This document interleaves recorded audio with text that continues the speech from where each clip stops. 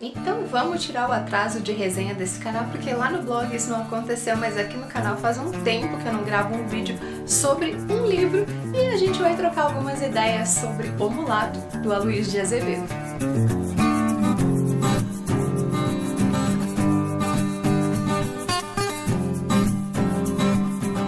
Oi gente, eu sou a Nini. O vídeo de hoje é para o meu projeto de clássicos brasileiros e de língua portuguesa. Se tu ainda não assistiu nem o vídeo desse projeto, eu vou deixar a playlist específica dele aqui do canal, o link no box de informações, e lá no blog eu tenho um marcador Literatura Nacional, onde vocês encontram os posts que eu já fiz tanto para os clássicos quanto para os outros livros de literatura brasileira que eu já li. Também vou deixar esse marcador aqui no box de informações. Eu li O Mulato já tem algum tempo, eu não tenho certeza se foi em janeiro ou fevereiro, e desde então eu tô devendo essa resenha. Depois o cartão da câmera estragou e deu um monte de imprevisto, mas finalmente hoje eu tô aqui para compartilhar um pouquinho de como foi essa experiência com O Mulato. Sim, um livro que eu gostei, já deixo a dica de leitura, mas peraí, fica aí e assiste o vídeo até o final, tá?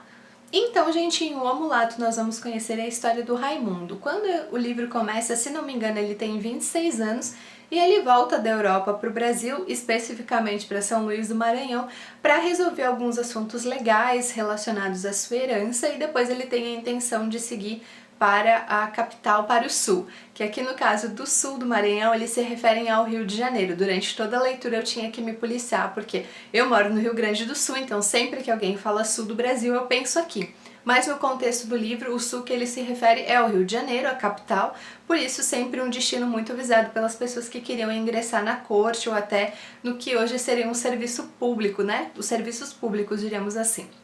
Então Raimundo desembarca no Maranhão e, chegando lá, ele conhece sua prima, Ana Rosa, e depois de algum tempinho é claro que esses dois personagens vão se apaixonar, mas acontece que mesmo Raimundo tendo todos os requisitos de um bom partido, ele não é aceito e não é visto como uma possibilidade de marido para Ana desde o começo.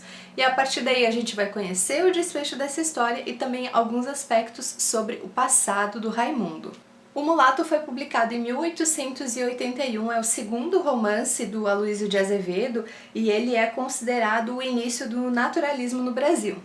Então, gente, o primeiro aspecto desse livro, e é claro que pelo título você já deve imaginar que trata sobre preconceito, especialmente aqui racismo, e o que eu mais gostei é que desde o começo a gente percebe que existe ali muitas restrições em relação ao Raimundo, não só pela sua cor de pele, mas também pelo que ele representa por ser um jovem educado na Europa e o choque que ele causa. No decorrer do livro a gente percebe que todos esses personagens são bem fiéis às suas características, ou seja, aquela impressão que a gente tem deles no início, da sua personalidade, dos seus preconceitos, da sua visão de mundo, ela se mantém ao longo de todo o livro. A gente tem mais intimidade com eles, mas o perfil de cada um desses personagens segue linear até o fim da trama. Sem dúvida, outro aspecto que eu tenho que comentar com vocês aqui é a crítica do Aloysio de Azevedo. Afinal de contas, o Brasil sempre foi um país misto, principalmente depois da chegada dos europeus isso se acentuou, mas a gente percebe na figura do Raimundo que o próprio brasileiro, principalmente nesse caso aqui, o brasileiro descendente de português ou com alguma parte de sangue português na sua linhagem, tem muito preconceito contra os mulatos, contra os negros, contra os nativos. E esse problema que o Raimundo enfrenta no livro é um problema extremamente atual, ainda em 2017. Então, para todo mundo que gosta de conversar, pesquisar e ler sobre o tema racismo, eu acho que o Mulato é indispensável na tua lista de leituras. Outra característica bem marcante na minha experiência de leitura com o Mulato foi em relação ao Clero e as personagens beatas. Aqui o Clero, o personagem bem próximo à família que o Raimundo vai viver, que é a família do tio, ele é um padre extremamente interesseiro que se mete em todas as questões que de alguma forma podem beneficiá-lo. Então é um personagem que visa apenas o seu crescimento pessoal, o seu enriquecimento e o seu favorecimento. Enquanto a gente tem uma personagem aqui bem beata, que é a avó da Ana Rosa, a avó por parte de mãe, no caso, né, não por parte de pai, que é o tio também do Raimundo, e essa personagem é uma personagem extremamente racista e maldosa. Ela maltrata muito seus escravos, com vontade, por prazer, e depois ela passa horas rezando como se de alguma forma o fato de ela sentir prazer em maltratar pessoas que ela considera inferiores pudesse ser suprido rezando várias horas. Então, essa questão da religião é um assunto delicado, eu sei, mas no meu caso, que sou agnóstica, eu sempre gosto muito de como os autores retratam essa parte do clero na história do Brasil, porque nem sempre as histórias, aliás, a maioria das histórias de dominação, de impor essa cultura cristã, não foram assim tão positivas para os nossos povos nativos e também para os povos que são mistos, originários da África, que tinham outras e têm outras religiões. É um aspecto que eu considerei bem importante também. É muito, muito triste as cenas em que os escravos aparecem. Como eu falei, a avó da Ana Rosa é extremamente maldosa e o autor soube expor muito bem aqui a visão desses personagens em relação ao seu preconceito e por que eles se acham superiores só porque eles têm uma cor diferente, que no caso é a cor branca. Por que eles inferiorizam os negros? Algumas cenas desse livro são bem assim... pra você que também, né, eu sou de uma família mista, a minha mãe é índia, pra quem olha minha mãe, muitas pessoas não acham que eu sou filha da minha mãe, então pra quem vive numa família mista e muito grande como eu, ver essas questões raciais me causa um certo desconforto, sabe, porque embora eu nunca tenha sofrido racismo, eu conheço pessoas muito próximas a mim, da minha família inclusive, que sofreram, então... É um aspecto do livro bem delicado, mas também que é bem importante a gente pensar como essas pessoas tinham uma visão de mundo e por que elas se achavam tão superiores assim por causa da cor de pele. Uma peculiaridade desse livro é que o desenvolvimento do romance entre o Raimundo e a Ana Rosa, de certa forma, ele é gradativo. Isso porque quando a história começa, a Ana Rosa está praticamente prometida para um funcionário do seu pai, só que ela não acha graça em nenhum daqueles homens que vivem ali no Maranhão, na cidade com ela. Então, quando o Raimundo chega, é óbvio que, principalmente por ele não dar muita atenção a ela, que é, de certa forma, uma garotinha bem mimada ali do lugar, ela imediatamente fica interessada nele. E no decorrer do livro ela vai desenvolver o que eu considero uma certa obsessão em relação ao Raimundo e vai começar a invadir o quarto dele, mexer nas coisas que ele trouxe da Europa, nas pinturas, nas memórias, né, nos diários que ele tem.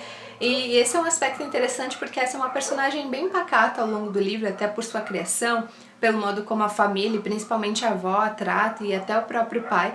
Então esses momentos de aventura dela são, para essa personagem, algumas das cenas mais legais do livro, mas também existe aquela preocupação de se alguém flagrar ela no quarto do primo, né, toda a reputação daquela casa vai por água abaixo. Então esse também é um aspecto bem importante, como o contexto da sociedade influencia os personagens, mesmo que eles se digam não racistas.